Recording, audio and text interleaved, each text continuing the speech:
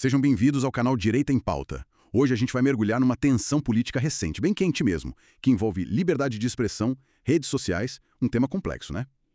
Temos aqui uma reportagem sobre as falas do senador Flávio Bolsonaro. Ele acusa o governo Lula de usar o STF para, assim, silenciar a oposição de direita.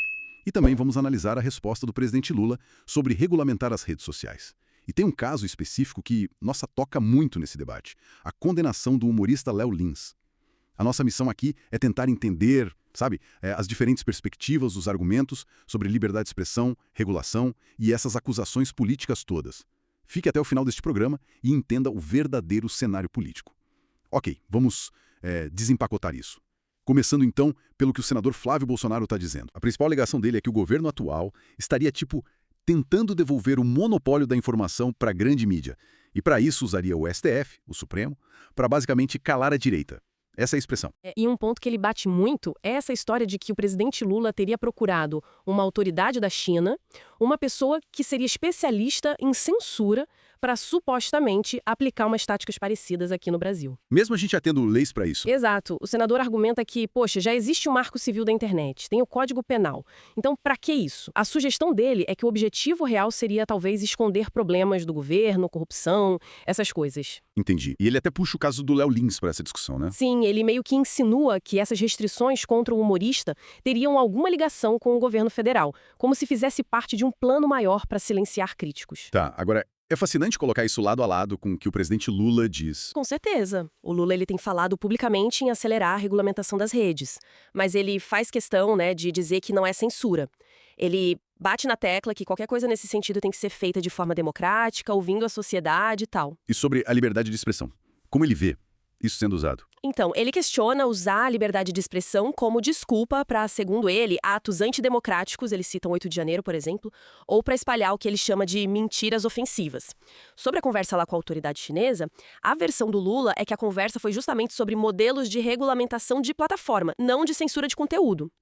E é importante notar, essa proposta de regulamentação ainda parece estar bem no começo. E, em paralelo, o STF já tinha na pauta retomar um julgamento sobre a responsabilidade das plataformas pelo conteúdo que terceiros postam. São coisas separadas, a princípio. Certo.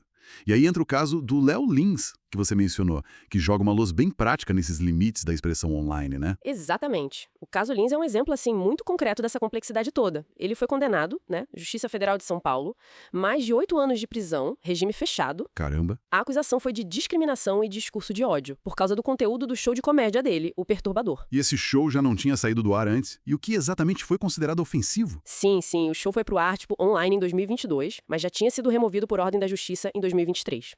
E a sentença, ela detalha que as piadas foram vistas como ofensivas para um monte de grupo diferente, sabe? Pessoas com deficiência, pessoas negras, idosos, obesos, pessoas com HIV, nordestinos, evangélicos, judeus, indígenas, homossexuais. Uma lista bem grande. Nossa, e o que a decisão da Justiça falou sobre a liberdade de expressão nesse caso específico? Esse é o ponto central para a discussão maior, A Justiça Federal, na sentença, ela destacou os fatores que agravaram a pena. Tipo, a divulgação online, que alcança muita gente, a quantidade de grupos diferentes que foram alvo das piadas, e até o fato de ser um contexto de recreação, de entretenimento.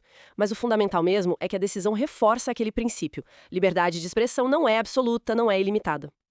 Ela tem limites na própria lei, principalmente quando bate de frente com outros direitos, tipo a dignidade da pessoa humana, a proibição de discriminar. Então, o caso Lins funciona meio como um lembrete do judiciário de que existem barreiras, mesmo para o humor. Exatamente. E levanta aquela pergunta difícil. Onde é que a gente traça a linha? Entre o humor ácido, a crítica social e o discurso que realmente incita ódio ou discriminação?